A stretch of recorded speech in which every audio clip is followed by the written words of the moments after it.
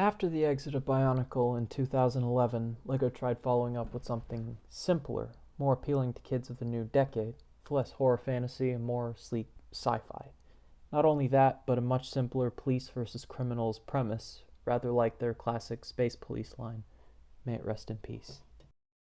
I'm of course talking about Hero Factory, and today, rather than simply providing a retrospective or talking about the mocks based on the sets, I will be modifying and creating something different, the story itself. And in doing so, I hope to explain why I think Hero Factory, ironically, had the potential to be darker, more mature, and more adult-oriented than Bionicle ever could, and dare I say, better. Since I like to think of myself as a storyteller, most of the wasted potential will be explained by stories that could interact with the premise more than the original series did. The first fact to get out of the way is this. Hero Factory, given what has been established by the media, is essentially a private mercenary group consisting of purpose-built slave robots. Trillionaire inventor Akiyama Makuro, the oldest and richest robot in the Hero Factory galaxy, may be a good-intentioned philanthropist, but it is still his branding on the Hero Factory and its homeworld, Makahiro City. Considering that Hero Factory is not seen interacting much, if at all, with public responders, that being firefighters, hospital, local police, we can assume that they are a different entity. If you want these, call 911, as established in an early episode where a dispatcher asks a caller to redirect to a local response team before he establishes why he wants Hero Factory.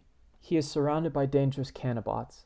Hero Factory deals in immediate, high-risk civilian threats that local police are ill-equipped to handle, i.e. outside military jurisdiction. Second, Hero Factory is not publicly funded. As the richest inventor in the galaxy, the cha-ching for research and development comes out of Makuro's own pocket. He is the face of public announcements of new material, such as when he reveals the 2.0 upgrade in a scene that reads more like Apple launching a new, even more breakable piece of glass than it does a fire chief commissioning a new engine, or the military introducing a new line of choppers. In a cruel and doubtless unintentional parallel to the US prison system, Hero Factory, a private company, holds its own villains, their term for high-profile criminals with that fitting comic book flair. Thankfully, the parallels seem to stop there, as every villain detained is shown to be an ultraviolet maniac, and there are no cases of wrongful convictions under HF jurisdiction. And like a private company, HF handles all its own damage control. When the villains are all released from the factory, it is heroes who are given handcuffs and told to find them, as shown in the Breakout event. And what about the slave part? Well, that is simple. Heroes, super advanced modular robots, are built for one purpose and one purpose only: their function as combatants in a civilian war on crime. Sure, they can retire, possibly, but what lives do they have outside of that? Granted, the fast pace of Hero Factory stories doesn't allow for showing their lives outside of their jobs, but what life is there except answering one call after another, rebuilding their body for the mission, going out, risking their lives, rinse, repeat? Maybe they train, maybe they dress it up as internal sporting events, but that's all it is, the time in between times. They're never truly off duty. Like firefighters, they are on call every second. But unlike firefighters, they have no family outside of their jobs. Nothing for the outside world except public appearances where they step into the spotlight, sign autographs, and then go right back into combat. That's all they're built for. They are manufactured for one thing, and that is all they are ever allowed to do. Property of a mysterious, unknowably wealthy businessman with a monopoly on heroism.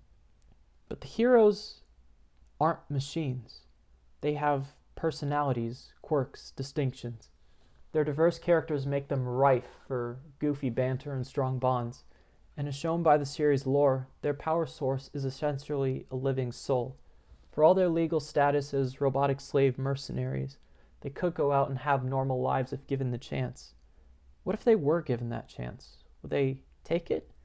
Or, like soldiers atrophied to the civilian ways of life, would they run back into enemy fire for the familiarity of it?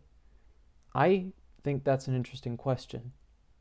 As for their so-called souls, that is another piece of lore that I find intriguing. Their power source is Quasi-Or, a rare alien element heavily implied to be conscious in some way. Every hero's quasi-core is stored in their brand insignia, and it is their literal heart and soul. But as established as early as Episode 2, Core Crisis, Hero Factory has no problem in giving and taking said life. When a hero is gravely wounded and his quasi-core is nearly depleted, Mission Manager Zib later states that had they not escaped danger when they did, Bulk would have needed a core transplant. The grimness of the line becomes more obvious when another hero replies, "But then it wouldn't be the Bulk we all know and love." The scenario isn't ideal, but imagine the horror of the situation. If your comrade, who you've served with for years, suddenly is wounded beyond repair, their body can be fixed, but their mind is gone forever. It's a vehicle for some totally new soul. It's like the opposite of Doctor Who's regeneration process for Time Lords. And somehow, this is better than just making a new hero. Why? I am definitely overthinking it, but something tells me there's an insidious motive there. Like, individual heroes' lives don't matter, only their image and their functionality. Imagine a story where we start out with the normal Hero Factory format, all clear-cut with the over-the-top villains and the unambiguous good guys, the heroes. But something happens. Maybe corruption from up top. Maybe a wrong place, wrong time view of what can go wrong. We're forced to strip back our biases toward these colorful, heroic, and fun cast and see the truth of their lives. They may not be hired guns. Their organization is privately owned and does not answer to the public. As for all their individuality, they are disposable for the sake of a bottom line. For all their morals, they are technically slaves. Simple, purpose-built machines with one goal in mind, who just so happen to be sentient. This is a private company. Imagine if it were overseen by someone less benevolent than Akiyama Makuro. Perhaps a board of investors who cherry-pick the heroes' missions to please their own bottom lines. If the heroes had to choose between attending a company party and saving people from a burning building, while their ingrained morals may say the latter, their orders will always point them to the former. Their own ideas will be placed at odds with those of the investors who own majority stakes in the company. And since they are legally property of Hero Factory, not people, they have no choice but to obey or be branded a criminal, hunted down, and put away with all the other nasties. And I don't know about you, but that sounds like some good cyberpunk right there. And all this is not to mention the narrative that the stories themselves can be lent to. I highly recommend this mock YouTuber called Taj. I'll leave a link to him. Check out all of his stuff. His Hero Factory Iceberg videos actually motivated me to finish this essay and start work on what follows. One of my favorites is him noticing the quasi-spike pieces on Black Phantom's helmet and theorizing that Black Phantom is being controlled, Snoke style, by yet another big bad, the most likely candidate being Von Nebula, the first rogue hero.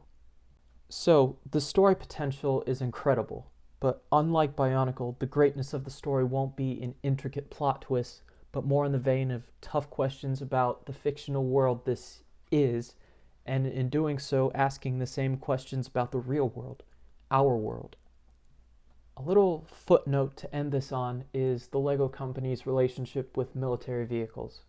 For example, LEGO publicly states that it will not make realistic weapons of war on any scale, and even refuses to make certain pieces, like intricate gun pieces. But not blasters, apparently. They even retracted a V-22 Osprey set and cited that as their official reason. Yet, Star Wars, a franchise all about the horrors of war, from monolithic doom weapons to planet killers to stormtroopers to terrifying helmets, is a big moneymaker, probably their biggest. So, Star Destroyers and Death Stars and Imperial tanks, all made out of mostly gray pieces, though gray was originally left out of the color palette of LEGO so that they couldn't be used to build tanks, so that toys of creation could not be made into weapons of war. It's unrelated, but I find it kind of ironic. Anyway, I will leave some links below if you want to corroborate anything or even just get into these people's stuff. Chances are that soon I'll be exploring all the concepts above in more detail, hopefully with examples of how they could work in a story. I highly doubt they'll come to anything, or that Lego or Universal Studios would ever allow a story like this. But who knows? Peacock, if one of your guys is watching, I could be pitching a cinematic universe for you right now.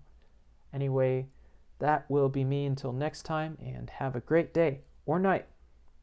Cheers.